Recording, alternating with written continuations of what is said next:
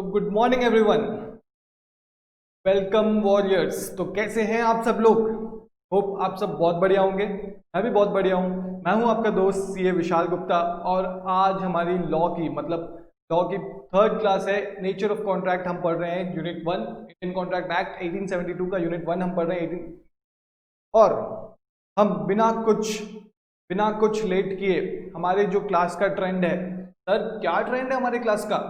बच्चों, हमारे क्लास का क्या ट्रेंड है कि हम जो भी पढ़ते हैं वो पहले रिवाइज करते हैं और वो भी क्यूमुलेटिव रिवीजन करते हैं, लेकिन इतना डीपली रिवीजन नहीं करते हैं। हेडिंग्स डिस्कस करते हैं, आपको हर चीज भीतर का जो मसाला है वो अपने आप याद आ रहा होगा। ओके, तो हम शुरू करते हैं। हमने इंडियन कॉन्ट्रैक्ट एक्ट कैसे शुरू किया? सबसे पहले हमने कॉन्ट्रैक्ट समझा। कॉन्ट्रैक्ट क्या होता है? Section 2H of Indian contract act 1872 में डिफाइन है एक कॉन्ट्रैक्ट क्या होता है। An agreement enforceable by law is known as a contract. Okay, agreement मतलब ऑफर प्लस एक्सेप्टेंस। उसके बाद हमने इनिशियल समरी बनाई। इनिशियल समरी में हमने देखा एक कॉन्ट्रैक्ट कैसे बनता है। फिर उसके बाद एक essential elements of valid contract क्या है और टाइप्स ऑफ कॉन्ट्रैक्ट क्या है। उसके बाद एक कॉन्ट्रैक्ट कैसे बनता है, agreement plus enforceability by law. Agreement कैसे बनता है, ऑफर प्लस एक्सेप्टेंस। ऑफर में हम चार चीजें पढ़ेंगे, equal to types of offer, legal rules regarding offer, revocation of offer and communication of offer. Acceptance में हम तीन चीज पढ़ेंगे, equal to legal rules regarding acceptance, communication of acceptance and revocation of acceptance.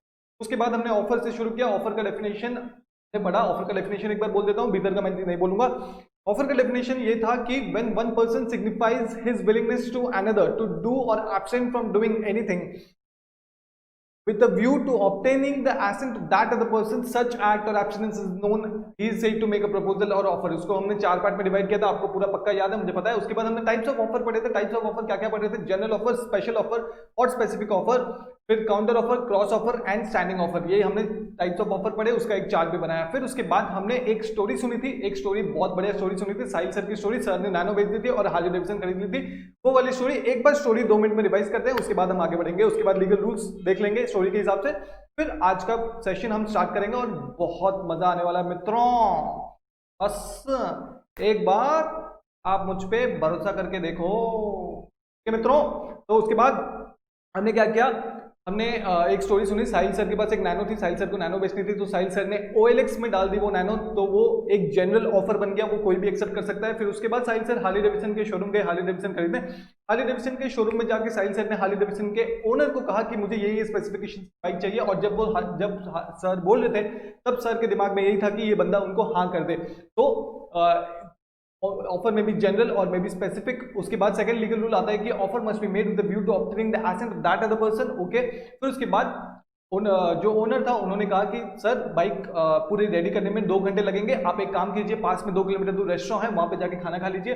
तो साहिल सर जैसे ही बाहर गए तो उनको एक बस दिखी, बिना किसी से बात किए साहिल सर जाके बैठ गए बस में बैठ के रेस्टोरेंट चले गए। तो इसका मतलब ऑफर में भी इम्प्लाइड और एक्सप्रेस मतलब आपको पता है एक्सप्रेस कैसे कर सकते हैं, रिटन या फिर ओरल। और इम्प्लाइड कैसे होता है? बाय कंडक्ट, कुछ काम करके आप इम्प्लाई करते हो कि ये ऑफर है। ओके, फिर उसके बाद जब साहिल सर रेस्टोरेंट के बाहर पहुंचे तो अपनी गर्लफ्रेंड को कॉल किया और बोला कि तू मेरे साथ लंच करने आ जा। गर्लफ्रेंड ने हाँ कहा, लेकिन फिर वो गर्लफ्रेंड आई नहीं साहिल सर से मिलने, लंच डेट पे आई नहीं।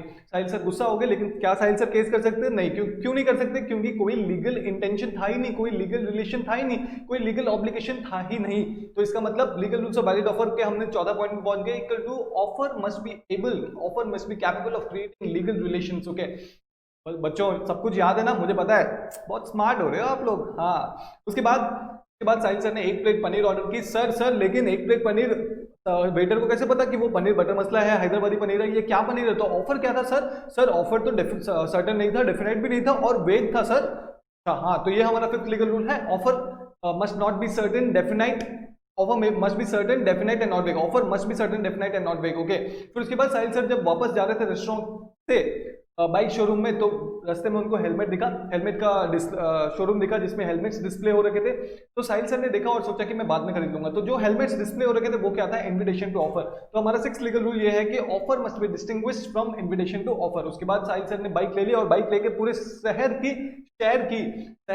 की उसके बाद पेट्रोल पंप में गए। पेट्रोल पंप में जो सर्विस वुमेन थी उनको कहा कि 500 रुपीज का तेल डाल दीजिए, लेकिन सर्विस वुमेन डेफ थी, सर्विस वुमेन बहरी थी, तो वो पेट्रोल डाली नहीं। फिर साहिल सर ने जब लिख के दिया तब उन्होंने पेट्रोल डाला। तो offer must be communicated. Offer क्या होता है? Offer must be communicated. उसके बाद साहिल सर ने एक कंडीशन डाला कि मेरे पास 2000 रुपए का नोट है, अगर आप जो मुझे 1500 रुपीज वापस करेंगे पेट्रोल डालने के बाद वो 100 रुपीज के डोनेशन में डिनोमिनेशन में होना चाहिए, वरना मैं नहीं डालूंगा आपसे, डलवाऊंगा आपसे पेट्रोल।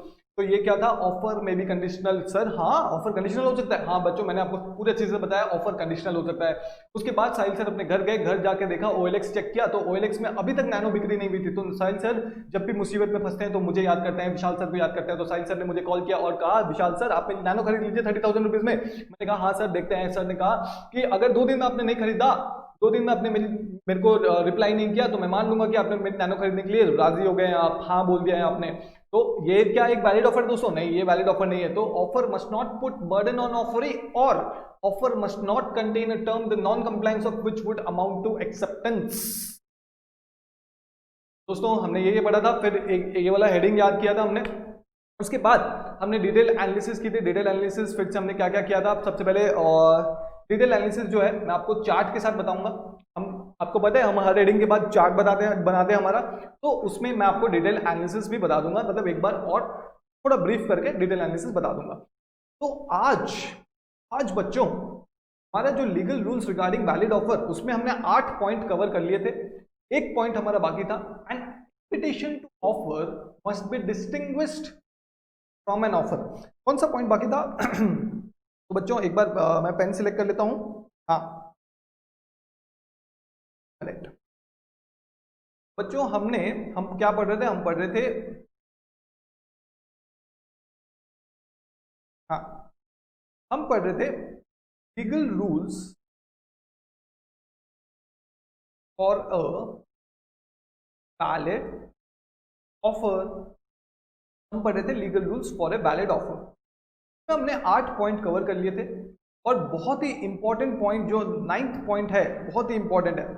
9th पॉइंट हम करने वाले हैं, एन ऑफर मस्ट बी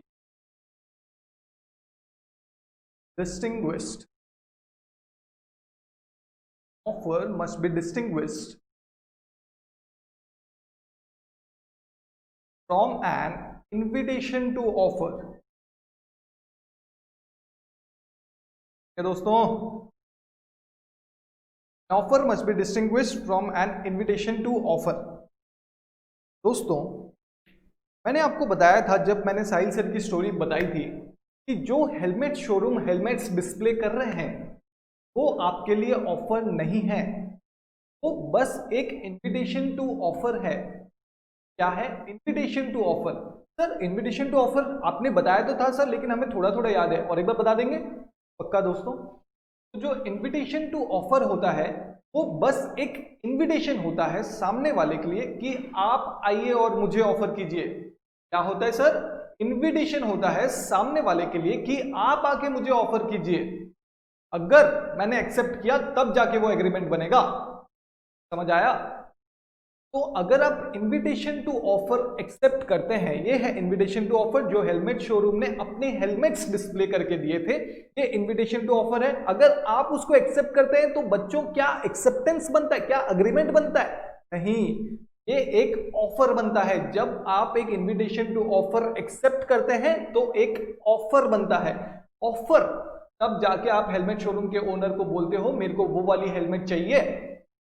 जब हेलमेट शोरूम एक्सेप्ट करेगा आपका ऑफर तब जाके वो एग्रीमेंट बनेगा। समझ आ गया? सर ऐसे थोड़ा बहुत समझ तो आ रहा है सर, लेकिन आप जब केस लॉज बताते हैं ना सर, तब तो एकदम अच्छे से समझ आता है। बच्चों ऐसी बात है, बच्चों आपने कहा और सर आपके लेके आ गए केस लॉ। चलो हम केस लॉ में देखते हैं क्या हुआ था बच्चों। हाँ तो बच्चों केस लॉ का नाम मेरे साथ पढ़ेंगे, जोर से पढ़ेंगे, एकदम एनर्जी हाई होनी चाहिए। केस लॉ का नाम क्या है? Pharmaceutical society of Great Britain versus boots cash chemist. Sir मुझे पता है आप क्या बोलेंगे अभी। क्या बोलूंगा बच्चों? आप इतने स्मार्ट कब से होने लग गए? आपको तो एस्ट्रोलॉजर होना चाहिए। सर हमें पता है आप बोलेंगे कि ये pharmaceutical society of Great Britain जो है वो प्लेंटिफ है क्योंकि उसने केस फाइल किया है। वाह बच्चों वाह, बहुत स्मार्ट हो रहे हो हैं। अच्छा, और ये बूट्स कैश केमिस्ट, सर मुझे पता है आप यही पूछने वाले थे। तो बच्चों बता दो ना, लेट क्यों कर रहे हो? क्लास हमें जल्दी खत्म करनी है। आप जितनी जल्दी बताओगे उतने जल्दी आज मैं क्लास आपको जल्दी छोड़ दूंगा। मैं ये वादा करता हूं कि आज की क्लास छोटी होगी, ब्रेक नहीं होगा, बट ये चीज मैं आपसे चाहता हूं कि आज मैं ब्रेक नहीं दूंगा, आज मैं क्लास जल्दी छोड़ दूंगा, ठीक है सर? सर पक्का ना सर? आप अपनी बात से मुकरेंगे तो नहीं? बच्चों जुबान दी जुबान। चलो प्लेंटिफ, और ये बूट्स कैश केमिस्ट कौन है? डिफेंडेंट। वाह बच्चों, ये अगेंस्ट केस फाइल हुआ है तो ये डिफेंडेंट है। सही है, सही है, एकदम सही है। अब हम केस लॉ देखते हैं। एक दुकान थी, केमिस्ट शॉप। ये जो भी सर आप बोलेंगे ये सारे केस लॉज तो मतलब फॉरेन के लग रहे हैं, ब्रिटेन के लग रहे हैं। हाँ बच्चों, जो ये कॉन्ट्रैक्ट एक्ट बना था ये 1872 में बना था। भले ही ये इंडियन पार्लियामेंट में बना हो, लेकिन ब्रिटिशर्स ने बनाया था, ब्रिटिशर्स का राज था तब इंडिया पे। तो बहुत सारे केस लॉज जो हैं वो इन्फ्लुएंस ब्रिटेन से ही हैं, उधर से ही जो केस लॉज हुए वो ही उन्होंने इनकॉर्पोरेट कर दिया। समझ आया दोस्तों? इसलिए हम ये सब केस लॉज पढ़ रहे हैं। चलो देखते हैं, 1953 में ये केस लॉ आया था। वुड्स कैश केमिस्ट जो है वो एक केमिस्ट शॉप है। केमिस्ट शॉप कैसी है? Self service chemist shop. कैसी केमिस्ट शॉप है? Self service chemist shop. इसका नाम क्या है? Woods cash chemist. ठीक है दोस्तों, तो केमिस्ट शॉप कैसी है? Self service. Sir self service मतलब क्या? दोस्तों आप कभी मॉल वॉल जाते हो ना, जैसे बिग बाजार गए या फिर पैंटलून्स गए, कहीं भी आप जाते हो मॉल्स, बड़े बड़े मॉल्स जाते हो, तो वहां पे थोड़ी आपको कोई ऐसे कपड़े खोल के दिखाता है, ये देख लीजिए मैम, ये हरी वाली तो आप पे जचेगी जचेगी, ओहो पीली में तो आप एकदम मस्त लगती है मैम, और ये आप जाते हो तो आपको कुछ टेंशन ही नहीं है, आप तो मतलब जाके एक ही शर्ट उठाते हो, काम खत्म। तो दोस्तों सेल्फ सर्विस में क्या होता है? बिग बाजार में आप मतलब वो डिस्प्ले हो रखे हैं, सब कुछ डिस्प्ले हो रखा है, जो भी आपको लेना है, जो भी आपको टी शर्ट टीज लेने हैं, जीन्स लेने हैं, वो सारे डिस्प्ले हो रखे हैं। आपको बस जाके सिलेक्ट करना है, चूज करना है, में कोई सेल्समैन इन्वॉल्व नहीं होता। समझ आया? तो वैसे ही केमिस्ट शॉप थी जो सेल्फ सर्विस मॉडल पे थी। देखते हैं एक बार क्या लिखा हुआ है। The customers took the item they required from the shelves, put them into a basket and then took them the cash desk. तो कस्टमर्स क्या करते थे? पहले देखते थे उनको कौन सी दवाई चाहिए, वो खुद से ले लेते थे और अपने एक बास्केट, जो भी बास्केट कैरी करते थे उसमें बास्केट में डाल देते थे, और फिर कैश काउंटर पे जाते थे, कैश काउंटर पे जाते थे बिलिंग करवाने के लिए। ऑब्वियसली सर ये तो हमें पता है, ये आप क्या बता रहे हैं। चलो बच्चों आगे तो देखते हैं। इसके बाद पढ़ते हैं क्या हुआ। The pharmacist supervise the transaction eight the cash desk. जो फार्मासिस्ट थे, जो वो शॉप के ओनर थे, वो सुपरवाइज करते थे कैश ट्रांजैक्शन, जो भी होता था, मतलब बिलिंग वगैरह वो करते थे। ठीक है, खुद ही करते थे, प्रोप्राइटर थे। फिर जो प्लेंटिफ है, प्लेंटिफ यहाँ पे कौन है? Pharmaceutical society of Great Britain. मतलब ये सोसाइटी से कोई बंदा गया था, इनके नाम पे परचेज करने कोई गया था बंदा, मतलब इस सोसाइटी के नाम पे मेडिसिन परचेज करने इनका कोई बंदा गया था। तो plaintiff took item from shelf, shelf से एक आइटम उठाया, एक मेडिसिन उठाया, and went to cash store. फिर कैश स्टोर जाके ऑब्वियसली बिलिंग कराने गया, where pharmacist denied to sell that item. क्या क्या क्या मना कर दिया? कैसा व्यापार लिया, मारवाड़ी नहीं है क्या? आती हुई लक्ष्मी को मना कर दिया। बच्चों सकता है कि वो जो मेडिसिन थी वो एक्सपायर हो गई हो, वो सोसाइटी वाले बंदे ने देखा ही ना हो, या वो मेडिसिन ऑलरेडी किसी ने रिजर्व कर ली हो, किसी ने बुक कर ली हो, पहले से ही खरीद ली हो, और फार्मासिस्ट ने सेल्फ से निकालना भूल गया हो। कोई भी रीजन हो, फार्मासिस्ट ने मना कर दिया कि नहीं बच्चा, नहीं भैया, हम ये दवाई आपको नहीं बेच सकते, आप कहीं और से लाके ले लीजिए। ठीक है दोस्तों, इतना तक तो आपको समझ आ गया। अब आगे देखते हैं क्या हुआ। बहुत ही गंभीर कहानी है, ध्यान से सुनो। उसके बाद एक बार पढ़ते हैं। द प्लेंटिफ कंटेंट्स, मतलब pharmaceutical society of Great Britain contents मतलब अपना बात रख रहा है, contents that the defendant has offered to sell the goods by displaying them on the shelves। Sir ये क्या बोल गया? अभी तो आपने हेलमेट वाला एग्जांपल दिया था, हेलमेट शोरूम वाला। हाँ बच्चों देखो, ऐसे ऐसे लोग हैं दुनिया में। इसने क्या कहा? the plaintiff contends that the defendant has offered to sell the goods by displaying them on the shelves। वो बोलता है कि जो डिफेंडेंट है, जो फार्मासिस्ट है, उसने गुड्स जो डिस्प्ले कर दिए अपने शेल्फ्स में, इसका मतलब उसने एक ऑफर कर दिया है और उसको मैंने उठा लिया शेल्फ से, इसका मतलब ये एक एक्सेप्टेंस हो गया। समझ आया? और एक बार बताता हूं, जो प्लेंटिफ है मतलब pharmaceutical society of Great Britain, उसने केस फाइल किया क्या बोल के कि जज साहब इन्होंने मेडिसिन शेल्फ्स में रख के जो डिस्प्ले की सेल करने के लिए, इसका मतलब उन्होंने तब ऑफर कर दिया है। और कोई भी बंदा जाके वो मेडिसिन वो शेल्फ से उठाता है तो इसका मतलब वो ऑफर एक्सेप्ट करता है और एक अग्रीमेंट बन जाता है। और एनफोर्सेबिलिटी बाय लॉ तो है ही है, लीगल रिलेशन क्रिएट करना है, एक बिजनेस ट्रांजैक्शन है, तो सर एक कॉन्ट्रैक्ट बन जाता है। और ये मुझे मना कर रहे हैं कि मेडिसिन नहीं देंगे, मतलब ये कॉन्ट्रैक्ट तोड़ रहे हैं सर, कॉन्ट्रैक्ट तोड़ रहे हैं जज साहब, आपकी आंखों के सामने क्राइम हो रहा है जज साहब, कुछ कीजिए, रहम कीजिए मुझ पे। ज्यादा हो गया ना, कोई नहीं, आप फील लो। ओके, तो ये चीज का फिर उसके बाद जज साहब आए, जज साहब ने क्या कहा होगा दोस्तों, क्या आप में से कोई गैस कर सकता है? नहीं, येलो टी शर्ट नहीं नहीं नहीं नहीं, तो मेडिसिन नहीं मिलेगी, गलत कहा तूने, ध्यान से पढ़ना पड़ेगा तेरे को। हाँ पिंक टॉप, आप बोलो। एकदम सही जवाब, एकदम सही जवाब। अपने आप के लिए तालियां बजाइए, शाबाशी वाबाशी दीजिए। आप बोलेंगे तो 2 मिनट के लिए आपके लिए रुक जाएं, आप जाके पानी वानी पी के आ जाइए, मम्मी पापा को बता के आइए। चलो बैक टू स्टडीज, मजाक नहीं। जज साहब ने क्या कहा बताएं? क्या legal rules regarding valid offer पढ़ के आया कर नेक्स्ट टाइम जब आएगा तो मेरे पास। जज साहब ने legal rules regarding valid offer pharmaceutical society of Great Britain के मुंह पे फेंक के मारा। अरे क्या समझ आया? कहा an offer must be distinguished from an invitation to offer, an offer must be distinguished from an invitation to offer. देखते हैं जज साहब ने क्या कहा। डिस्प्ले ऑफ गुड्स, जज साहब ने कहा order display of goods is just an invitation to offer and it must be distinguished from an offer।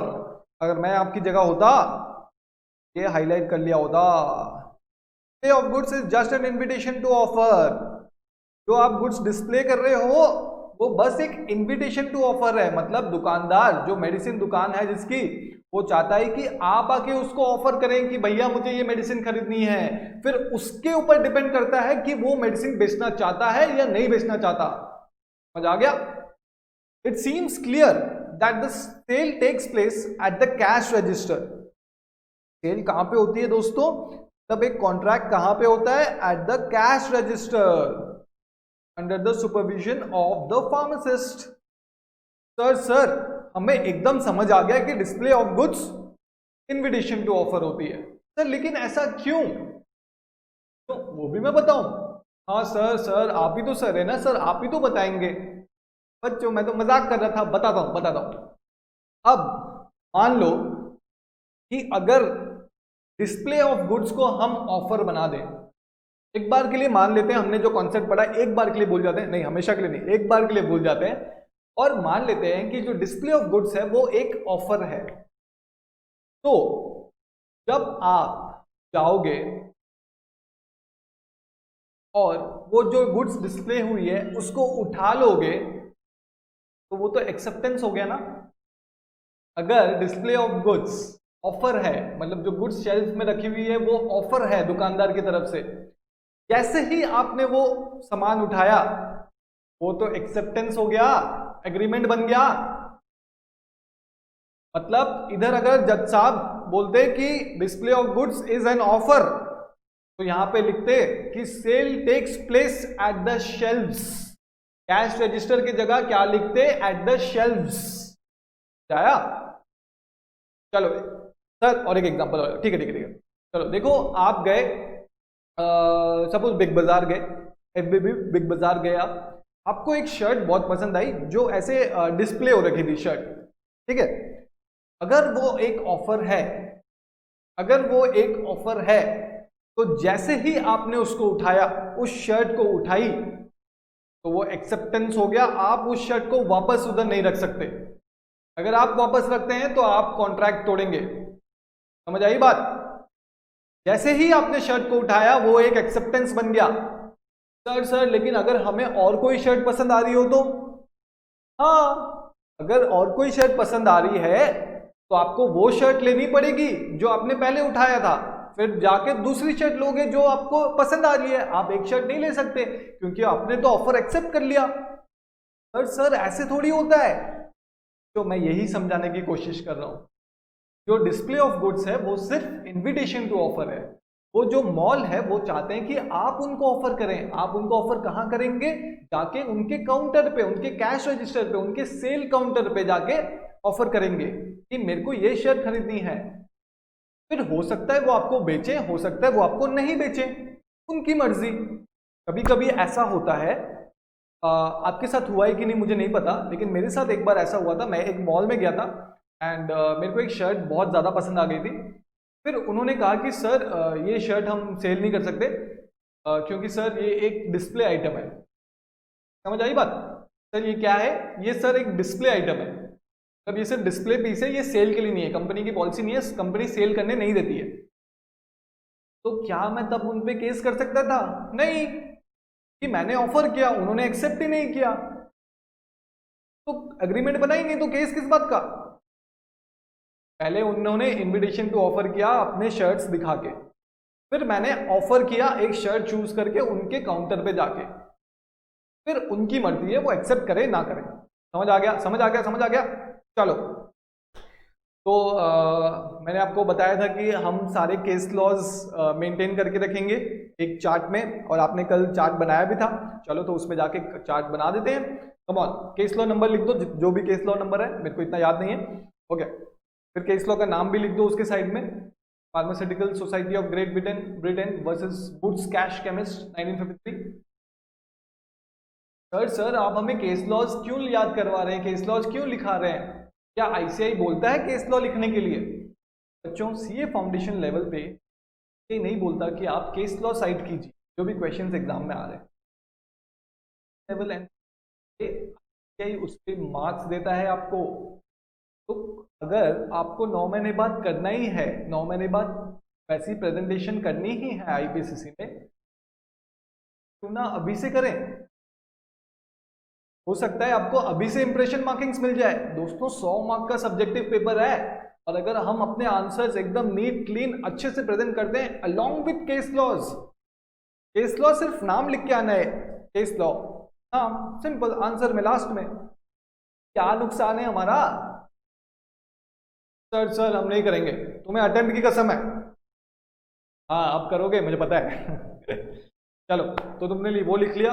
उसके बाद हम प्रोविजन लिखेंगे। प्रोविजन में आप लिख लीजिए, an offer must be distinguished from an invitation to offer. An offer be distinguished from an invitation to offer.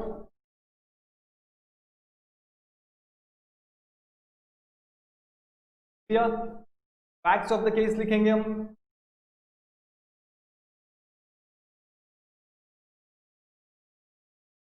Facts of the case लिखेंगे, ठीक है? हाँ, so a person took medicines from the shelves. Person took medicines from the shelves and went to cash counter for billing. Went to cash counter for billing. Went to cash counter for billing. Second point, the owner denied selling. Owner denied selling. The owner denied selling. बस इतना ही fact लिख देंगे, हमें समझ आ जाएगा। आपके पास book तो है ही। उसके बाद क्वेश्चन में लिखिए, क्वेश्चन में वेदर, क्वेश्चन में लिखिए whether sale took place, whether sale took place, whether sale took place at the cash counter, whether sale took place at the cash counter or at the shelves, whether sale took place at the cash counter or at the shelves, whether sale took place at the cash counter or at the shelves. Yeah, decision आपको पता है, at the cash counter because display of item at the cash counter, because at the cash counter because display of items just an invitation to offer.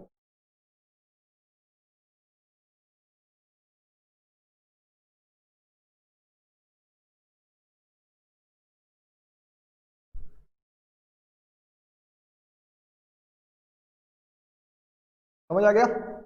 हाँ sir, हमें तो समझ आ गया। चलो ठीक है बच्चों, 2-3 एग्जाम्पल और लें, के बाद हम अपने लीगल टेक्स्ट पढ़ेंगे। सर आप ऐसी बात कर देना, दिल खुश कर देते हैं। सर मैं तो हूँ ही अच्छा, मैं तो आपको पहले ही बोल रहा था, आप ही नहीं मान रहे थे। सर अभी बस नौटंकी मत कीजिए, जल्दी जल्दी पढ़ाइए, ठीक है? अरे बच्चों आप तो सओगे, चलो आओ पढ़ते हैं। उसके बाद ये जो एग्जाम्पल्स मैं ले रहा हूँ थोड़ा सा ध्यान से सुनिएगा। आपके कौन से एग्जाम्पल्स इंपॉर्टेंट नहीं होते, हाँ वो भी है। चलो तो अभी आप +2 में हैं या फिर +2 पास कर गए हैं, सीपीटी में हैं। +2 पास करके आप सीपीटी की कोचिंग्स वगैरह ले जाएं। सीपीटी नहीं, सीए फाउंडेशन की, चेंज हो गया है, कुछ भी चेंज कर देते हैं, योगी आदित्यनाथ हैं ये लोग। अच्छा तो एग्जाम्पल नंबर 2, एग्जाम्पल 1 तो अपना केस लॉ हो गया, invitation to offer. Example number 2, जब आपने 10th पास किया होगा, जब आपने 10th पास किया होगा तो बहुत सारे स्कूल्स जिसमें 12 तक है या फिर कॉलेजेस, जो जैसा बोलता है, उन्होंने आपको एक प्रोस्पेक्टस दिया होगा। क्या दिया होगा? प्रोस्पेक्टस। सर हमें पता है प्रोस्पेक्टस क्या होता है। सर वही चीज ना जिसमें स्कूल के बारे में लिखा होता है, स्कूल के कितने बच्चे पढ़ते हैं, क्या रेपुटेशन है स्कूल का, स्कूल में क्या क्या फैसिलिटीज हैं, स्कूल में टीचर्स कौन है, स्कूल की सारी अच्छी चीजें लिखी होती हैं ताकि बच्चों को अट्रैक्ट कर सकें उस स्कूल में एडमिशन लेने के लिए।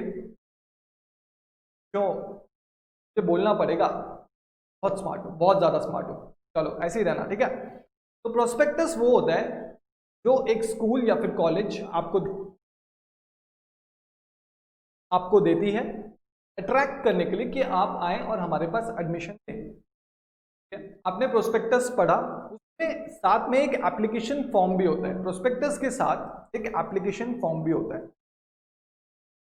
एप्लीकेशन फॉर्म क्या होता है? एप्लीकेशन फॉर्म, ठीक है? तो आप वो एप्लीकेशन फॉर्म भरते हैं एंड बहुत सारे स्कूल्स कॉलेजेस में डालते हैं ना।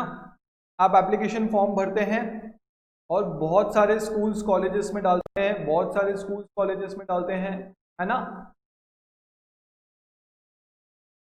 तो बच्चों ये जो प्रोस्पेक्टस है, इसमें एप्लीकेशन फॉर्म है, ये क्या एक ऑफर है? ये क्या एक ऑफर है या ये एक इन्विटेशन टू ऑफर है? कि क्या एक ऑफर है या फिर ये एक इन्विटेशन टू ऑफर है? क्या ये एक ऑफर है? स्कूल कॉलेज आपको ऑफर दे रहे हैं कि आइए हमारे पास एडमिशन लीजिए, क्या ये एक ऑफर है? सोचिए बताओ बच्चों, आपको टाइम देता हूं 5-10 सेकेंड। 5-10 सेकेंड बाद मेरे को जवाब चाहिए, तुरंत से भी पहले। हाँ अब आया ना असली जवाब। सर ये तो एक इनविटेशन टू ऑफर है। अभी भी बहुत सारे बच्चे पूछ रहे हैं सर कैसे? बच्चों अगर ये एक ऑफर होता, अगर प्रोस्पेक्टस एक ऑफर होता, तो जैसे ही आपने एप्लीकेशन फॉर्म डाल दी, एप्लीकेशन फॉर्म भर के डाल दी वो स्कूल में, तो इसका मतलब तो आपने एक्सेप्ट कर लिया, अब उनको एडमिशन देना तो कंपलसरी हो गया, है ना? जैसे ही आपने एप्लीकेशन फॉर्म भर दिया, वो प्रोस्पेक्टस पढ़ के देखा कि हाँ इतना बड़ा ग्राउंड है, ये है वो है, वो देख के प्रोस्पेक्टस भर दिया और डाल दिया एप्लीकेशन स्कूल में, तो इसका मतलब तो आपने एक्सेप्ट कर लिया। अब स्कूल वाले आपको मना ही नहीं कर सकते एडमिशन देने के लिए। अगर उन्होंने मना किया तो आप केस कर सकते हैं उनके अगेंस्ट, है ना? नहीं, क्या ऐसा होता है? नहीं। आप बहुत सारे स्कूल्स कॉलेजेस में फॉर्म डालते हैं, फिर कोई कोई स्कूल कॉलेज आपको बुलाते हैं, इंटरव्यूज होते हैं, या फिर अलग प्रोसीजर्स होते हैं हर स्कूल के, कॉलेजेस के अलग अलग, के बाद कोई एक कॉलेज में आपको एडमिशन मिलता है। मतलब दोस्तों यहाँ पे जो प्रोस्पेक्टस है, यहाँ पे मैंने आपको एक पेज ब्लैंक दिया है मेरे बुक में, वो केस लॉ के बाद, फार्मास्यूटिकल केस लॉ के बाद उस पेज में आपको ये लिखना है छोटा करके, स्कूल प्रोस्पेक्टस लिखना है। स्कूल प्रोस्पेक्टस क्या है? ये एक इन्विटेशन टू ऑफर है। क्या है दोस्तों? Invitation to offer. सर हम जो एप्लीकेशन फॉर्म सबमिट करते हैं, एप्लीकेशन फॉर्म सबमिट, ये क्या है? ये है ऑफर। जब आप एप्लीकेशन फॉर्म सबमिट करते हैं तो आप ऑफर देते हैं स्कूल्स एंड कॉलेजेस को कि मैं आपके पास एडमिशन लेना चाहता हूं, उसके बदले मैं आपको फीस दूंगा। मैं आपके पास एडमिशन लेना चाहता हूं, आपसे पढ़ना चाहता हूं, उसके बदले मैं आपको फीस दूंगा। जाया एप्लीकेशन फॉर्म सबमिट करते हैं तब ऑफर। जब एडमिशन मिलता है आपको कोई स्कूल या कॉलेज में, तब एडमिशन मिलता है आपको कोई स्कूल या कॉलेज में, तब आता है एक्सेप्टेंस। आ गया? तो से हमें क्या पता चला? एक बार लिखता हूं, इन्विटेशन टू ऑफर, ITO लिखता हूं, invitation to offer plus acceptance, मतलब आपने एक्सेप्ट किया, क्या बनता है? एक ऑफर बनता है। फिर ऑफर जब एक्सेप्ट होता है, जब आपने ऑफर किया स्कूल को, मैं आपके पास पढ़ना चाहता हूं, वो जब एक्सेप्ट होता है वो जाके एक अग्रीमेंट बनता है। दोस्तों मुझे पता है आपको बहुत अच्छे से समझ आ गया है सब कुछ। सर बात बताएं सर, सच बहुत अच्छे से समझ आ गया है, लेकिन सर एग्जाम्पल सुनने में मजा ही इतना आ रहा है। सर हम और एक एग्जाम्पल सुनेंगे पक्का, मैं तो हूं ही इधर, इसलिए मेरे को भी मजे आते हैं दोस्तों। चलो हम और एक एग्जाम्पल देख लेते हैं। अब एक एग्जाम्पल 3। दोस्तों आप मेरे साथ नोट डाउन करें। अच्छा सर हमें नोट डाउन करने का टाइम तो दीजिए, या फिर स्क्रीनशॉट उठाने दीजिए। दोस्तों आपको 10 सेकंड देता हूं, आप स्क्रीनशॉट उठाइए इसका और अच्छे से बनाना। क्लास जैसे ही खत्म होगा अच्छे से स्केल वेल लेके बनाना। यहाँ पे मेरे को थोड़ा जल्दी करना होता है, इसलिए मैं स्केल वेल लेके नहीं कर रहा। जल्दी स्क्रीनशॉट उठाओ, come on come on.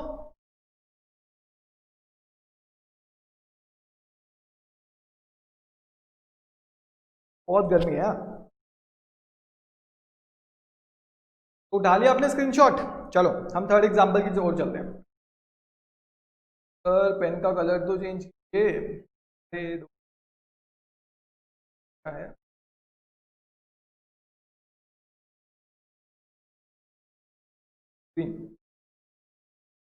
Example 3 हम लेते हैं। एग्जाम्पल 3 क्या है? एग्जाम्पल 3 में मान लो, ध्यान से सुनना सब कोई, मान लो ये एक शॉपिंग मॉल है, ऐसे गोल वाला दरवाजा लगा है इधर, आप घूम के जाते हो इधर, क्या है? Shopping mall. क्या ये शॉपिंग मॉल है? ठीक है। अब आप गए इस शॉपिंग मॉल में, इसमें बहुत सारी चीजें डिस्प्ले हो रखी हैं, बहुत सारी चीजें डिस्प्ले हो रखी हैं। जैसे ये शर्ट डिस्प्ले हो रखी है, ये पैंट डिस्प्ले हो रखी है। तो बच्चों इसमें प्राइस टैग भी तो लगा हुआ है। शर्ट 500 रुपीज की, पैंट 1000 रुपीज की, फिर इसमें प्राइस टैग तो लगा हुआ है। और आपको पता है कि ये जो शर्ट और पैंट डिस्प्ले हो रही है, ये इनविटेशन टू ऑफर है, अभी हमने पढ़ा। मान लो कि आप पैंट उठा के गए और जाके कैश काउंटर में कहा मुझे ये पैंट खरीदनी है, तब आपको पता चला कि इस पैंट पे तो 50% डिस्काउंट है। कितना? 50% डिस्काउंट है। तो आपको वो पैंट 500 रुपीज में मिल गई। लेकिन सर आप बोलोगे, सर चलो हम तो मान लिए कि जो पैंट डिस्प्ले हो रखी है वो एक इनविटेशन टू ऑफर है। लेकिन सर उसमें जो प्राइस टैग लगा हुआ है, जो प्राइस टैग लगा हुआ है सर, वो थोड़ी इनविटेशन टू ऑफर है, वो तो ऑफर ही है ना, कितने प्राइस में हम आपको बेचेंगे, सिंपल एज दैट। नहीं बच्चों नहीं, अ statement of price is not an offer.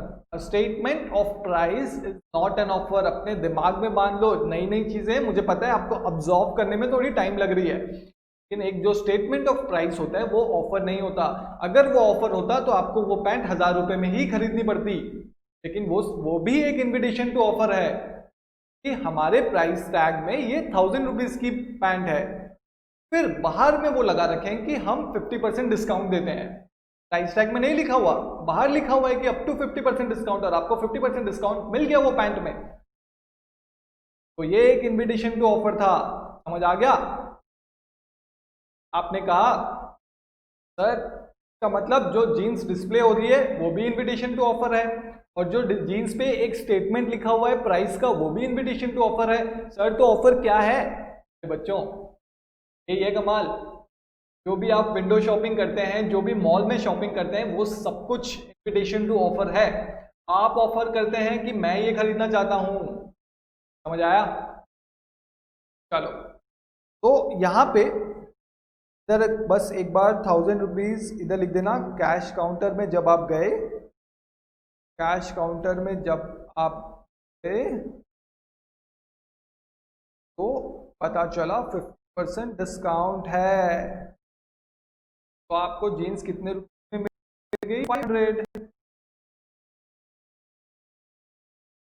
दोस्तों इससे क्या पता चलता है हमें? पर को हाँ,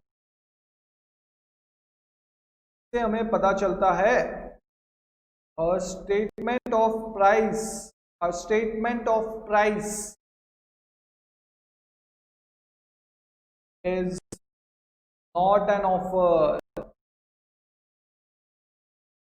भले ही उस पे कोई भी प्राइस टैग लगा हो, कोई भी प्राइस का स्टेटमेंट हो, लेकिन वो एक ऑफर नहीं है, वो सिर्फ एक इन्विटेशन टू ऑफर है। समझ आ गया? तो सर अभी हमने कितनी इन्विटेशन टू ऑफर पढ़ ली? हमने पहला देख लिया कि an invitation to make an offer is known as invitation to offer, जैसे हमने हेलमेट शोरूम वाला डिस्प्ले वाला एग्जांपल लिया था। फिर उसके बाद फार्मास्यूटिकल ग्रेट ब्रिटेन कंपनी वाला एग्जांपल लिया, उसमें भी सेम चीजें बताई। फिर उसके बाद हमने प्रोस्पेक्टस देखा। प्रोस्पेक्टस में आप एक लाइन लिख दीजिए बस। प्रोस्पेक्टस में आप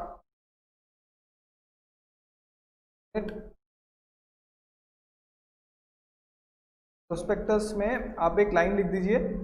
आपने जहां प्रोस्पेक्टस वाला एग्जांपल लिखा वहां पे एक लाइन लिखिए, a statement of intention and announcement, a statement of intention and announcement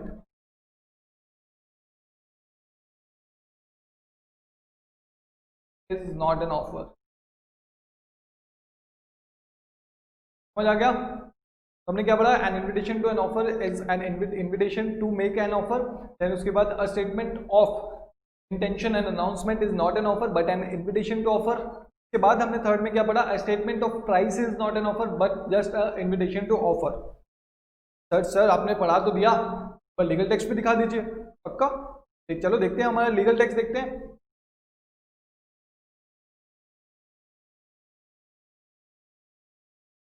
एक बार हम हेडिंग पढ़ते हैं। Offer is different from a मियर statement of intention. तब आपका जो इंटेंशन है, तो मैंने बता था स्टार्टिंग में ही बता दिया था, सोफिया और राहुल वाला example, mere expression of willingness is not does not consider an offer. An invitation to offer, helmet वाला एग्जांपल, फार्मास्यूटिकल कंपनी वाला एग्जांपल, सर हमें तो पूरा केस लो एकदम दिमाग में छप गया है, बढ़िया बढ़िया। मियर communication of information, मियर communication of information, अगर आप सिर्फ एक इंफॉर्मेशन कम्युनिकेट कर रहे हो तो वो भी एक इन्विटेशन टू ऑफर है, तो वो एक ऑफर नहीं माना जा सकता। मैंने प्रोस्पेक्टस वाला एग्जांपल लिया था।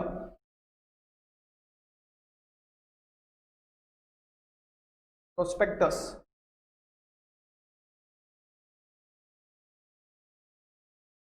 और एक एग्जांपल इसमें ले लेते हैं हम, मियर कम्युनिकेशन ऑफ इंफॉर्मेशन। एक बार इसमें प्रोस्पेक्टस वाला एग्जांपल मत फिट कीजिए, मैं आपको और एक एग्जांपल देता हूँ।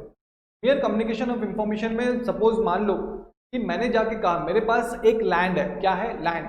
मैंने जाके अपने दोस्त को कहा पता है कि लैंड की वैल्यू, मार्केट वैल्यू क्या है, 15 लाख रुपीज। लैंड की मार्केट वैल्यू क्या है, 15 लाख रुपीज।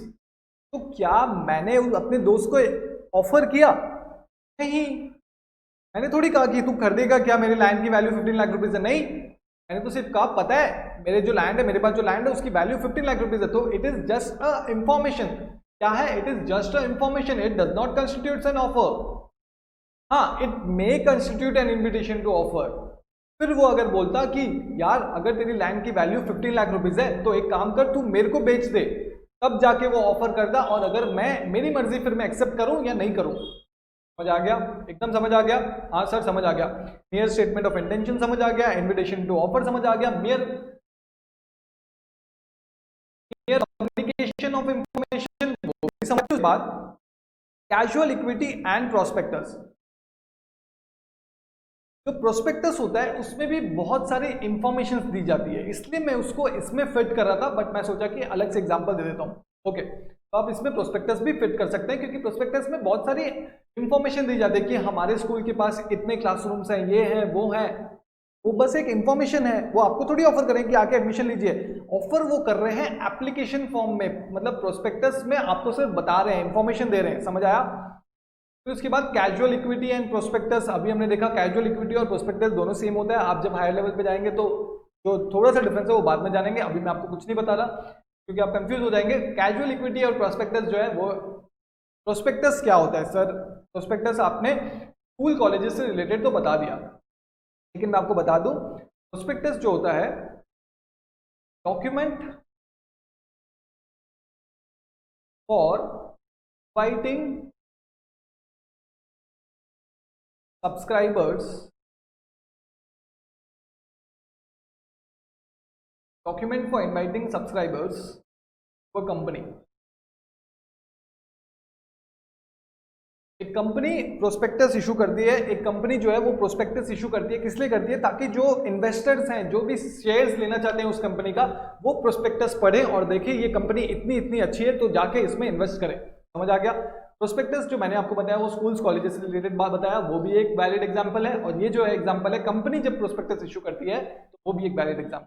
और कोई भी अगर आप एडवर्टीजमेंट कर रहे हो, एडवर्टीजमेंट, अब जो भी आपने एडवर्टीजमेंट देखा है, निरमा, ऐसा लिख दो, निरमा सौंदर्य साबुन निरमा, तुम हुस्न परी, तुम सबसे जवां, तुम सबसे हसी, सबसे, मुझे नहीं पता यार, ठीक है। तो कोई भी एडवर्टीजमेंट हो रही है, अगर मान लो एडवर्टीजमेंट ऑफर होती तो आपने टीवी ऑन की और निरमा का एडवर्टीजमेंट आ रहा है और आपने देख लिया, मतलब आपने एक्सेप्ट कर लिया, अब आपको खरीदना ही पड़ेगा। कंपनी आप पे केस कर देगी अगर आपने नहीं खरीदा तो। वो क्या है? एक इन्विटेशन टू ऑफर है। आप एडवर्टीजमेंट देखो, हम आपको इनवाइट कर रहे हैं कि आप आके हमारे पास निरमा कर दो। तो हम जब आके तो बोलेंगे कंपनी वालों को कि भाई हमें वो सौंदर्य साबुन निरमा, वो वाली वो साबुन चाहिए तो तब एक वैलिड ऑफर माना जाएगा, और अगर वो एक्सेप्ट करते हैं तो वो एक्सेप्टेंस माना जाएगा। उसके बाद A statement of price is not an offer. A statement of price is not an offer. मैंने आपको लास्ट वाला एग्जांपल दिया था, जो प्राइस टैग लगा होता है वो ऑफर नहीं होता, वो इन्विटेशन टू ऑफर होता है। तो कितनी चीजें हम देख रहे हैं? 1 2 3 4 5 6, ओके, 6 चीजें हम देख रहे हैं। 6 चीजें हम जब चार्ट बनाएंगे उसमें भी लिखेंगे। अब mere statement of intention is not an offer but an invitation to offer.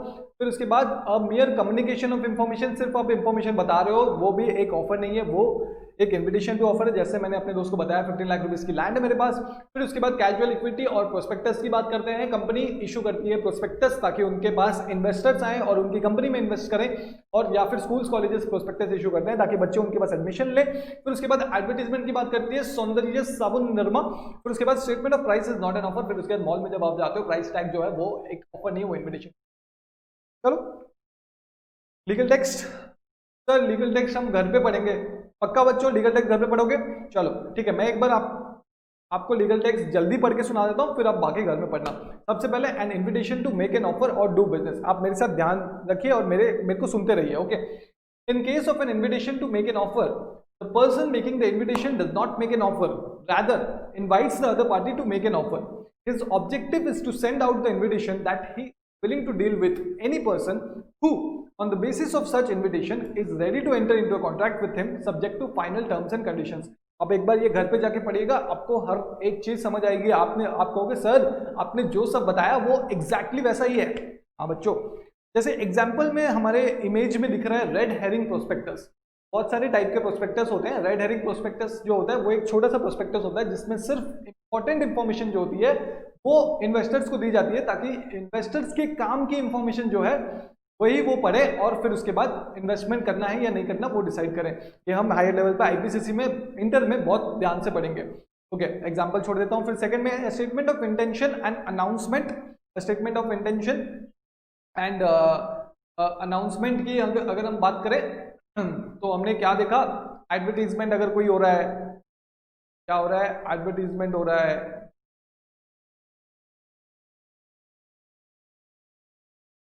या फिर आपने कुछ अनाउंस किया कि मेरी लैंड की वैल्यू 15 लाख है, स्टेटमेंट ऑफ इंटेंशन है, सर कुछ नहीं है, ऐसे नॉर्मल। फिर उसके बाद statement of price is not an offer. मैंने आपको बताया स्टेटमेंट ऑफ प्राइस जो है वो एक ऑफर नहीं है। जो आप मॉल में जाते हो प्राइस टैग देखते हो वो ऑफर नहीं है। एग्जाम्पल हम लेते हैं, the price list of goods does not constitute an offer for sale of certain goods on the listed prices. It is an invitation to offer. हो सकता है कि दुकानदार आपका जान पहचान हो, रिलेटिव हो, तो आपको ज्यादा डिस्काउंट दे दे, तो वो भी तो हो सकता है कि लेकिन प्राइस 1000 रुपए लिखा हुआ है लेकिन आपके जान पहचान का है तो आपको 500 रुपए में दे दे, वो भी हो सकता है। तो इसलिए statement of price is not an offer. फिर उसके बाद आता है offer must be distinguished from an answer to question. ये मैंने आपको नहीं बताया, ये मैंने आपको नहीं बताया है। Offer must be distinguished from an answer to a question. Sir ये केस लॉ समझ के बताइए ना, केस लॉ पढ़ाइए ना, पक्का दोस्तों। चलो एक बार समझते हैं क्या है offer must be distinguished from an answer to a question. एक क्वेश्चन का आंसर को ऑफर नहीं माना जाता। आपने मुझसे पूछा सर ये माइक कितने रुपए की ली आपने, मैंने कहा बच्चे 1000 रुपए की ली, तो इसका ये मतलब थोड़ी है मैं आपको ये माइक 1000 रुपीज में बेचने का ऑफर कर रहा हूं, नहीं, मैं तो बस आपके क्वेश्चन का आंसर किया। सर ये शर्ट कितने की ली, मैं कहा बच्चों ये 20 रुपीज की ली मैंने, तो इसका ये मतलब थोड़ी मैं आपको 20 रुपीज में शर्ट बेच रहा हूं। आपने मेरे को क्वेश्चन पूछा तो मैंने आंसर किया, सिंपल। सर इसमें केस लॉ क्या करेगा, तो फिर भी पढ़ लेते हैं, वो अच्छी केस लॉ है इसमें। चलो देख, तो केस लॉ का नाम है हार्वी वर्सेस पेसी। क्या केस लॉ है, हार्वी वर्सेस पेसी। हमारा ये कौन सा नंबर का केस लॉ है बच्चों, बहुत सारे केस लॉज पढ़ने हैं आज तो। हाँ सर बहुत सारे पढ़ने हैं, हाँ। तो हार्वी वर्सेस पेसी में क्या हुआ हम देखते हैं। सबसे पहले हार्वी जो है वो एक टेलीग्राम, पहले जमाने की बात है, मतलब 1872 में एक्ट बना था तो 1893 का केस है, तो पहले जमाने की बात है, बहुत पहले, तब टेलीग्राम होते थे। टेलीग्राम आप लेटर मान लो, letter post, okay. wrote a post to Mr. L.M. Facey asking, का नाम था L.M. Facey। क्या पूछा, दो क्वेश्चन उसने पूछे। क्या पूछे, दो क्वेश्चन पूछने। मिस्टर हार्वी ने मिस्टर फेसी से दो क्वेश्चन पूछे। क्या दो क्वेश्चन पूछे, will you sell us Bumper Hall Pen, क्या तुम मुझे बम्पर हॉल पेन बेचोगे। दोस्तों मैं आपको एक चीज बता दूं, ये जो पेन है ये लिखने वाला पेन नहीं है, ये बम्पर हॉल पेन एक लैंड का नाम है। किसका नाम है, लैंड का नाम है, समझ आया। तो उसने पूछा क्या आप मुझे अपनी जमीन बेचेंगे, बम्पर हॉल पेन जिसका नाम है। और फिर सेकंड क्वेश्चन उसने पूछा कि लोएस्ट कैश प्राइस क्या है, वो लैंड का लोएस्ट कैश प्राइस क्या है, ठीक है। फिर उसके बाद मिस्टर फेसी ने रिप्लाई किया कि लोएस्ट प्राइस जो है वो 900 यूरो है। देखो हार्वी ने दो क्वेश्चन पूछे थे, 1 और 2, लेकिन जो फेसी ने रिप्लाई किया that lowest price is 900 euro, ये जो है ये सिर्फ रिप्लाई टू सेकंड क्वेश्चन है। फर्स्ट क्वेश्चन का तो उन्होंने रिप्लाई ही नहीं किया, है ना बच्चों। हाँ सर ये तो ऑब्वियस है, ये तो दिख रहा है। चलो तो इसके बाद हार्वी, तब जो ये है, इन्होंने और एक टेलीग्राम भेजा कि sent another telegram saying that we agree to buy bumper hall pen at 900 euro। Harvey ने और एक टेलीग्राम भेजा, मतलब पोस्ट भेजा, जब उसको रिप्लाई मिला कि लोएस्ट कैश प्राइस जो है, लोएस्ट प्राइस जो है 900 यूरो है, तो उसने और एक टेलीग्राम भेजा, बोला कि ठीक है मैं अग्री करता हूं आपका लैंड खरीदने के लिए। मिस्टर फेसी ने कहा no no no no, no means no. Harvey ने कहा अरे कैसे, आपने तो कहा ना 900 यूरो में आप मुझे बेचेंगे। तो फेसी ने कहा मैंने कब कहा, आपने क्वेश्चन पूछा मैंने आंसर दिया। पे हार्वी गुस्सा हो गया, हार्वी गुस्सा हो गया और Harvey sued mister facie contending that, क्या है, contending that they had made an offer by saying the price of property and therefore bound by offer। उन्होंने प्रॉपर्टी की प्राइस बताई तो इसलिए वो बाउंड है अपने ऑफर से लेके और उनको जमीन बेचनी पड़ेगी। फिर जज साहब के पास गए, जज साहब ने क्या कहा देखते हैं, एक बार पढ़ते हैं जज साहब ने क्या। जज साहब ने कहा Harvey asked 2 questions but facie replied only 1 question। Harvey asked 2 questions but facie replied only 1 question but reserved their answer with regard to willingness to sell, thus they made no offer at all। मतलब उसने offer किया ही नहीं है, उसने सिर्फ एक answer किया है क्वेश्चन को। समझ आ गया, समझ आ गया, समझ आ गया, चलो बहुत बढ़िया। तो बच्चों वापस से अपने रजिस्टर में आ जाइए। यहाँ पे आपने केस लॉज मेंटेन कर रखे हैं, कौन सा भी नंबर का केस लॉ है वो लिख लीजिए, फिर केस लॉ का नाम लिख लीजिए हार्वी वर्सेस फेसी, फिर उसके बाद प्रोविजन लिखिए उसके साइड में कि अ स्टेटमेंट प्रोविजन क्या है, answer to a question. Provision क्या है, answer to a question, answer to a question is not an offer, answer to a question not an offer. आ गया। उसके बाद केस लॉज के फैक्ट्स लिखिए, फैक्ट्स में क्या क्या है। सबसे पहले हार्वी आस्क्ड 2 क्वेश्चन, will you sell your land. Harvey asked 2 क्वेश्चन, first you sell your land, second lowest value of your land। Harvey asked 2 questions, first will you sell your land, second lowest value of your land। second point लिखो। Tracy replied just 1 question, Tracy replied just 1 question, that lowest value is 900 euro, lowest value is 900 euro, lowest value is 900 euro। Third point लिखो facts में। Harvey said he would, Harvey said he agrees to buy, Harvey says he agrees to buy but Facey denied, Harvey says he agrees to buy but Facey denies। क्या अब question क्या आएगा इसमें, whether Harvey could enforce this sale of land, whether Harvey could enforce this sale of land, whether Harvey could enforce this sale of land। Decision क्या था, no, decision क्या था, no, because Facey just answered to the second question, Facey just answered to the second question, and answer to a question be distinguished from an offer, and answer to a question must be distinguished from an offer। समझ आ गया।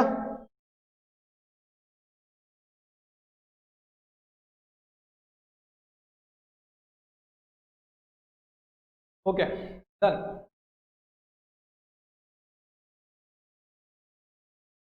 तो दोस्तों यहाँ पे हमारा जो N offer must be distinguished from offer, ये वाला पॉइंट खत्म होता है। बहुत बड़ा पॉइंट था, हमने बहुत टाइम दिया है, खत्म कर दिया, लेकिन एक चीज अच्छे, एक चीज अच्छे से समझी। इसमें 4-5 पॉइंट क्या थे, ऑफर किस किस से डिस्टिंग्विश होना चाहिए, an invitation to offer obviously sir, उसके बाद mere information, mere statement of intention, mere statement of intention, सिर्फ mere statement of intention offer नहीं होता है।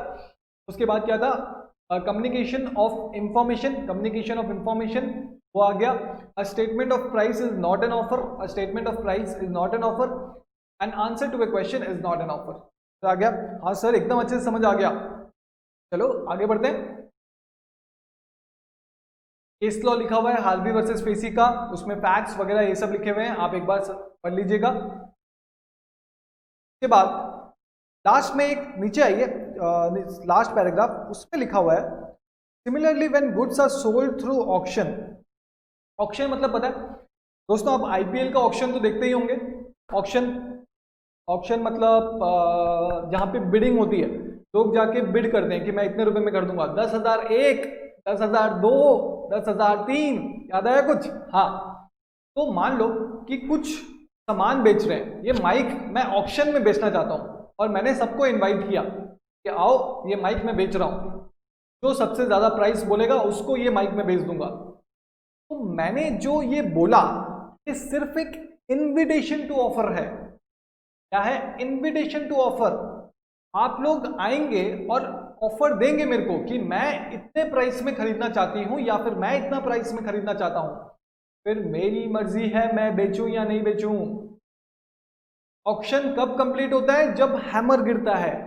जो लीगल ऑक्शन होता है तो वो हैमर गिरता है, वो ऐसे बोलते हैं 10,001, 10,002, फिर 10,003 जब बोलते हैं तो हैमर डालते हैं। हैमर डालते हैं मतलब the goods are sold, the mic is sold, तब वो एक्सेप्ट कर लेते हैं। हैमर डाल के एक्सेप्ट करते हैं, उनकी मर्जी वो एक्सेप्ट ना करें, वो लास्ट मोमेंट में विड्रॉ कर लें कि नहीं हम नहीं बेचेंगे। तो क्या आप मुझ पे केस कर सकते हो अगर मैं आपको माइक नहीं बेचा बुला के भी? नहीं, बिल्कुल नहीं।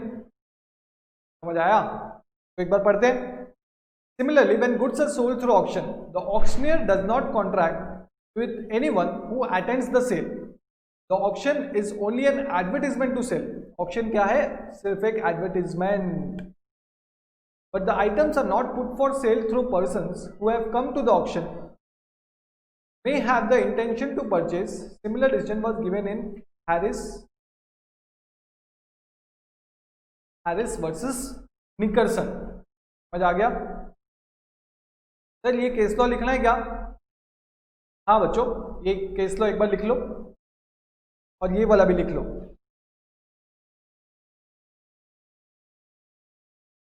समझ आ गया? ये केस लॉ लिख लो।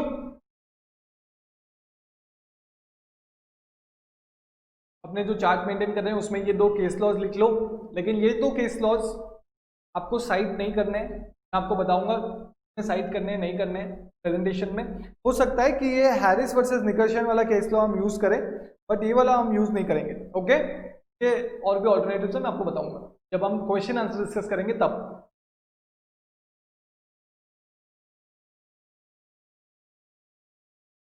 में हम हार्वी वर्सेस फेसी वाला केस लॉ ही यूज करेंगे, ठीक है? जो दोनों है वो सेम है, हार्वी वर्सेस फेसी और ये, बस थोड़े बहुत फैक्ट्स डिफरेंट है, पर डिसीजन जो है, प्रोविजन जो है वो सेम है। तो हम हार्वी वर्सेस फेसी वाला यूज करेंगे, ना कि ये वाला। और हैरिस वर्सेस निकलसन हम ऑप्शन जब भी आएगा तो ऑप्शन में यूज करेंगे। दोस्तों यहाँ पे हमारा 9 पॉइंट लीगल रूल का खत्म। सर बहुत टाइम लग रहा है सर, क्या करूं बच्चों? ये सबसे बड़ा टॉपिक है और अच्छे से समझना भी तो जरूरी है। आपको एग्जाम में सब्जेक्टिव क्वेश्चन आएंगे, ऑब्जेक्टिव होता तो मैं जल्दी जल्दी बढ़ा देता, सब्जेक्टिव क्वेश्चन आएंगे। चलो तो हम अब आगे बढ़ते हैं। लास्ट पॉइंट जो आपके बुक में नहीं है, special conditions to offer must be communicated. Special conditions to offer must be communicated. ये जो है आईसीए के मैट में एकदम लास्ट में लिखा हुआ है, मतलब चैप्टर यूनिट 1 के एंड में लिखा हुआ है, रिवोकेशन ऑफ एक्सेप्टेंस के बाद, ठीक है, वहां पे लिखा हुआ है। लेकिन ये एक ऑफर का लीगल रूल ही है, तो मैं आपको इसमें बता रहा हूं। तो अब हम आगे बढ़ते हैं। में लिखा हुआ है सर, क्या है 10 point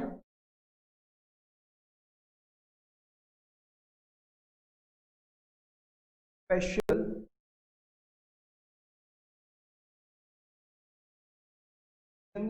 offer must B stated।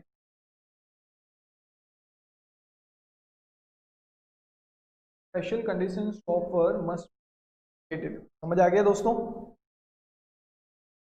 तो इसमें मैं आपको कुछ कुछ एग्जांपल्स लूंगा, आपको एकदम ध्यान से पढ़ना है, ध्यान से एग्जांपल समझने हैं, ठीक है?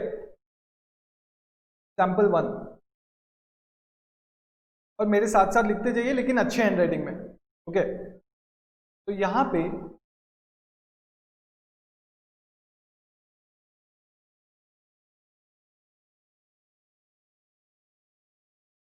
ये राहुल है,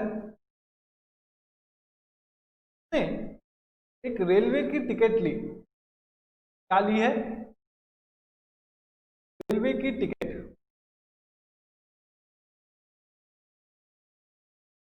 एक रेलवे की टिकट ली। दोस्तों आज मैं जल्दी छोड़ दूंगा, मैंने आपको वादा किया है, तो बस ये कॉन्सेप्ट खत्म करके आज हम छोड़ देंगे, क्योंकि लीगल रूल्स बहुत हैवी हो गया है। नेक्स्ट क्लास से हम जो भी पढ़ेंगे वो छोटे छोटे कॉन्सेप्ट है, 5-10 मिनट वाले कॉन्सेप्ट, जल्दी खत्म हो जाएगा। और 2 क्लास लगेंगे, 2 नहीं 1.5 क्लास, एंड हमारा ये खत्म हो जाएगा। फर्स्ट चैप्टर जो है नेचर ऑफ कॉन्ट्रैक्ट्स वो खत्म हो जाएगा। तो अगले क्लास में ही खत्म हो जाता अगर मैं आज सेकेंड हाफ आपको नहीं छोड़ रहा होता तो। दोस्तों आप मेरे को थैंक यू बोलो, सर आप बहुत अच्छे हैं, नेक्स्ट टाइम हम आपके लिए कुछ लेके आएंगे खाने के लिए। सर आप नथुलाल के समोसे मत खाना, हम लेके आएंगे आपके लिए। Thank you, so kind of you friends, आप मेरे दोस्त ही तो हैं, कम ऑन। तो राहुल है वो रेलवे टिकट लिया, में उसका नाम, जो भी टिकट नंबर, बर्थ नंबर, ये सब लिखा हुआ था, ठीक है। तो आपने कभी नोटिस किया होगा जब आप रेलवे टिकट लेते हैं तो उसके पीछे बैक साइड में बहुत सारे टर्म्स एंड कंडीशंस लिखे होते हैं, बहुत सारे टर्म्स एंड कंडीशंस लिखे होते हैं। तो उसमें एक टर्म था कि सवारी अपने सामान की खुद जिम्मेदार है। में एक टर्म एंड कंडीशन था बैक साइड में terms and condition, passenger responsible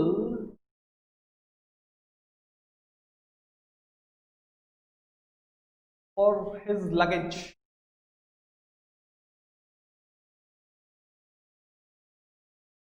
समझ आया? Passenger is responsible for his luggage. अब जो राहुल है वो हमेशा फ्लाइट में ट्रेवल करता था, तो फ्लाइट कंपनी रिस्पॉन्सिबल होती थी। समझ आया? यहां पे ट्रेन वालों ने कहा, टर्म्स एंड कंडीशंस लिखा था कि passenger is responsible for his luggage, लेकिन राहुल ने टिकट लिया और सामने देखा, अपना नाम पढ़ा, सीट नंबर पढ़ा, बोगी नंबर पढ़ा, ये पढ़ा, पीछे तो पढ़ा ही नहीं। तो क्या हुआ, ट्रेन में जाते वक्त, दोस्तों ये ट्रेन है, बुलेट ट्रेन है ये, ठीक है। ट्रेन में जाते वक्त सामान चोरी हो गया, लगेज लॉस्ट, सामान चोरी हो गया। तो राहुल ने केस फाइल कर दिया इंडियन रेलवेज पे। राहुल ने केस फाइल कर दिया इंडियन रेलवे। इंडियन रेलवेज ने कहा कि आपने जब टिकट खरीदी तो उसके पीछे लिखे हुए टर्म्स एंड कंडीशंस भी एक्सेप्ट किए हैं, ये हम मान लेते हैं।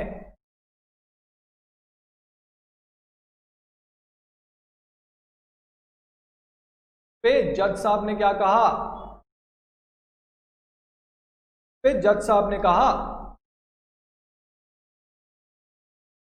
हाँ, तो जज साहब ने क्या कहा, इंडियन रेलवेज को कहा, ओ इंडियन रेलवेज, तुमने टिकट के पीछे प्रिंट करके रखा है, कोई भी टिकट लेगा तो वो तो सामने ही दिखेगा, तो तुम कैसे एक्सपेक्ट कर सकते हो कि वो टर्म्स एंड कंडीशंस पढ़ा होगा हमारा बेचारा राहुल?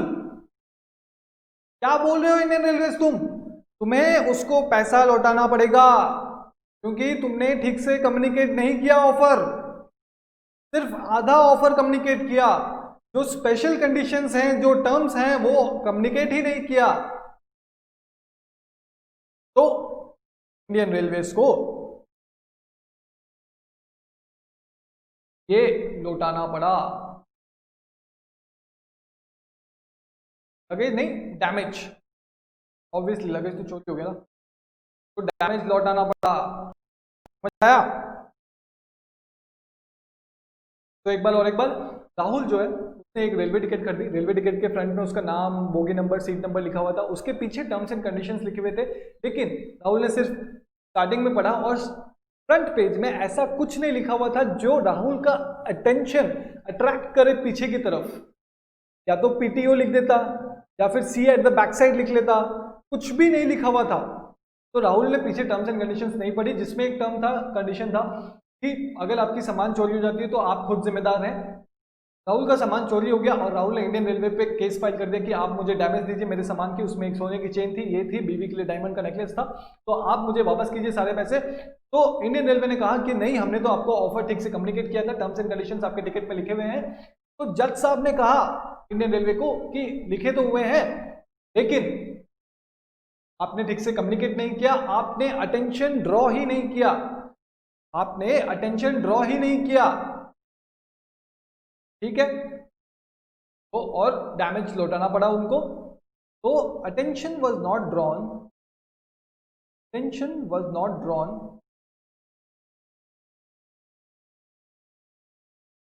टू स्पेशल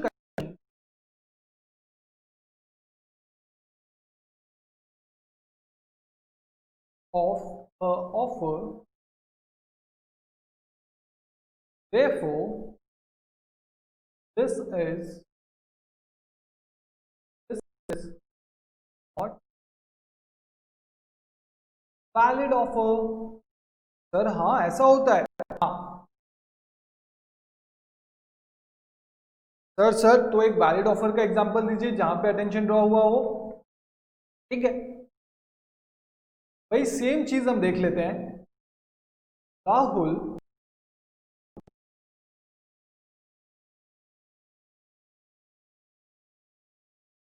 राहुल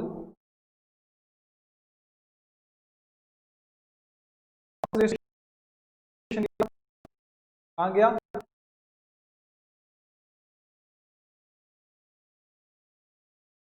गया,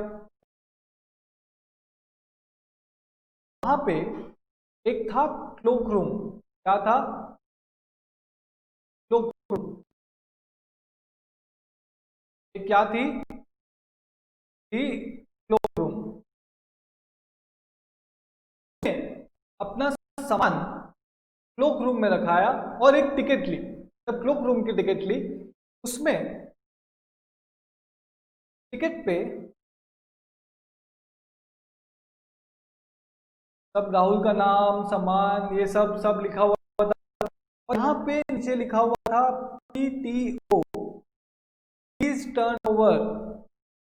देखिए पीछे लिखा हुआ था, ये बैक साइड है, पीछे लिखा हुआ था कि लॉस में, लॉस अगर होता है सामान का तो रेलवे कंपनी सिर्फ 50% रेलवे कंपनी सिर्फ 50% देगी, 50%। अब राहुल ने ये पीटीओ देखा तो सही, जब टिकट वो देख रहा था तो उसको पीटीओ दिखा तो सही, लेकिन फिर भी उसने पलट के नहीं देखा पीछे क्या टर्म्स एंड कंडीशंस है। फिर क्लोक रूम से सामान चोरी हो गया, लगेज लॉस्ट। राहुल ने केस आप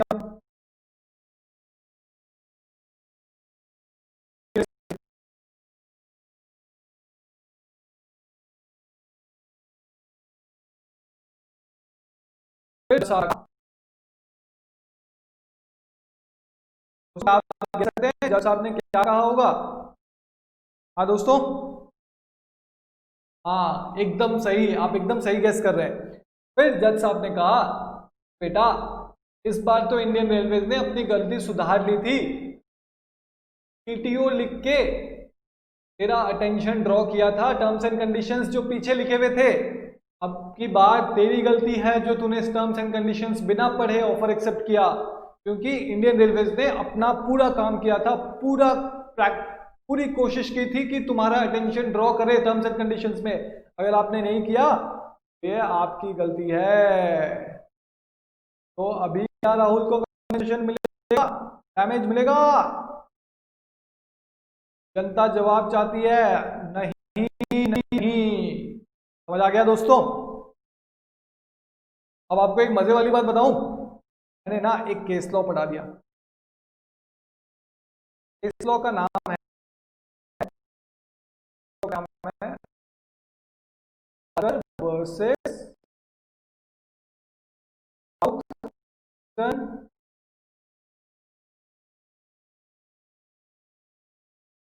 क्या नाम है केस लॉ का? South eastern. बच्चों जल्दी कॉपी कर लो और 5-10 मिनट फिर आज की क्लास खत्म, पक्का मैंने जैसे वादा किया वैसे ही करूंगा। बस आपको ये समझना बहुत जरूरी है, Parker versus south eastern railways. Screenshot ले लिया, आपको हर एक चीज समझ आ गई। चलो, तो सबसे पहला point, that special conditions must be attracted. Attraction to special conditions must be done while making an offer. में सबसे पहला पॉइंट यही है, special conditions must be communicated. ठीक है, और एक चीज मैं आपको बताना चाहूंगा, उसी में स्पेशल कंडीशंस में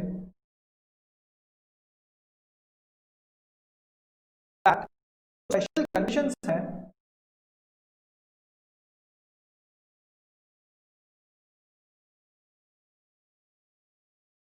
और special conditions can not be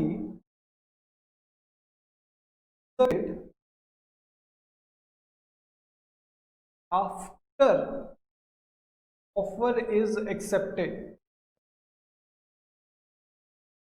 बोला ये स्पेशल कंडीशन जो है वो इंसर्ट नहीं किया जाता, कब नहीं किया जाता?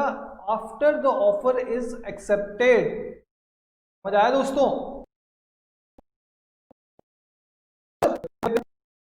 सर एग्जांपल है इसका? हाँ बच्चों है ना। क्या हुआ था एक बार कि एक कपल थे,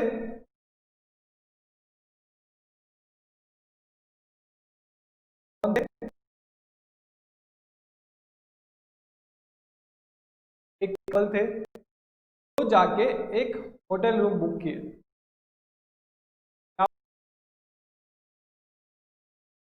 क्या? नहीं बच्चों, आप जो सोच रहे हो वैसा नहीं है। अरे मैं क्या करूं, अगर एग्जांपल में ये केस लॉ पढ़ा रहा हूं मैं आपको।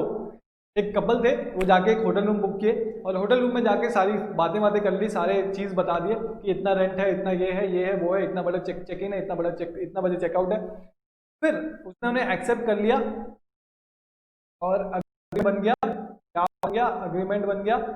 जब अग्रीमेंट बन गया और ये होटल के भीतर गए तो दीवार पे एक बोर्ड लगा हुआ था। दीवार पे क्या बोर्ड बना हुआ था? लगेज के लिए आप जिम्मेदार हैं, होटल जिम्मेदार नहीं है, आप जिम्मेदार हैं। तो जैसे ही इसने देखा कि लिखा हुआ है कि आप जिम्मेदार हैं, और फिर उसके बाद ये दो कपल्स का जो है सामान चोरी हो गया, लगेज चोरी हो गया। फिर उन्होंने केस फाइल किया जज के पास कि सर ऐसा ऐसा है, जब इन्होंने मेरे से ऑफर करवाया था, जब इन्होंने ऑफर किया था तो ये नहीं बताया था कि लगेज के रिस्पॉन्सिबल हम ही होंगे, मैंने ये बिना जाने एक्सेप्ट कर लिया। फिर वो तो बाद में जाके दीवार में देखा हमने कि ऐसा लिखा हुआ है और हमारा सामान भी चोरी हो गया, और अब ये मना कर रहे हैं कि आपकी रिस्पॉन्सिबिलिटी है, हमने आपको बताया था। जज साहब क्या ये वैलिड है? जज साहब ने कहा, ओए होटल के ओनर, तो अपने आप को कौन समझता है? विजय आलिया? हाँ, तू विजय आलिया है क्या? ऐसे फ्रॉड करेगा? एक चीज याद रख ले, अगर कोई भी कंडीशन है और वो अग्रीमेंट के बाद आती है, अग्रीमेंट के बाद पता चलती है, तो वो एक वैलिड कंडीशन नहीं मानी जाएगी। वो ऑफर जो एक्सेप्ट हुआ है उसके कंडीशन नहीं मानी जाएगी, और तुझे इसमें डैमेज पे करना पड़ेगा उन कपल्स को।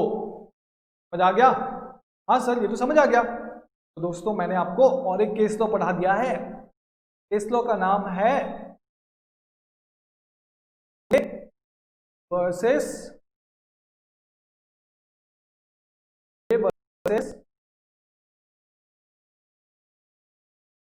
मैलबॉग। जैसे कि मैंने आपको प्रॉमिस किया था तो मैं आपको छोड़ दूंगा आज ही, लेकिन हमने अपने लीगल रूल्स सारे खत्म कर लिए हैं। जो दो केस लॉ अभी मैंने आपको पढ़ाए, ओले वाले और Parker versus south eastern railway, वो आपको अपने चार्ट में नोट डाउन करना है। वो आज का होमवर्क है आपका। और एक होमवर्क है आपका कि आप ये रीडिंग मार के आएंगे, जो भी मेरे बुक में स्पेशल कंडीशंस, कम्युनिकेशन और स्पेशल कंडीशंस जो भी लिखा हुआ है तो आप एक बार घर पे लीगल टेक्स्ट रीडिंग मार के आएंगे। दोस्तों आज आपके साथ बहुत मजा आया। कल कल वाली क्लास हम थोड़ी ज़्यादा पढ़ेंगे, 2 घंटे से ज़्यादा पढ़ेंगे और अच्छे से पढ़ेंगे, क्योंकि हमारा अभी सारा छोटा छोटा टॉपिक है जो बहुत इंटरेस्टिंग भी है। सबसे बड़ा टॉपिक ये था जो हमें एक क्लास लग गया, करीबन 1.5 क्लास लग गया। तो एक बार कल शुरू में जब आएंगे हम एक बार रिवाइज करेंगे legal rules of valid offer with in 10 minutes, with in 5 minutes revise करेंगे, सिर्फ legal rules of valid offer revise करेंगे। और फिर उसके बाद एक चार्ट बनाएंगे। चार्ट बहुत ही छोटा चार्ट होगा, सिर्फ लीगल रूल्स के हेडिंग्स लिखेंगे और एग्जांपल्स लिखेंगे और कुछ नहीं लिखेंगे, ओनली हेडिंग्स एंड एग्जांपल्स। वो 5 to 10 मिनट्स लगेंगे, मतलब फर्स्ट 10 to 15 मिनट्स मुझे आपके चाहिए लीगल रूल्स रिवाइज करने में। उसके बाद हमारे वॉरियर्स मतलब आप आगे बढ़ेंगे और बहुत सारे छोटे छोटे इंटरेस्टिंग कॉन्सेप्ट्स हैं वो सारे हम कल खत्म कर देंगे। दोस्तों मजा आया ना आज? सर आज ना थोड़ा सा बोरिंग हो गया। तो बोरिंग नहीं, आज आपके दिमाग में बहुत सारी चीजें गए ना, वो थोड़ा सा प्रेशर ज्यादा हो रहा है, कोई बात नहीं।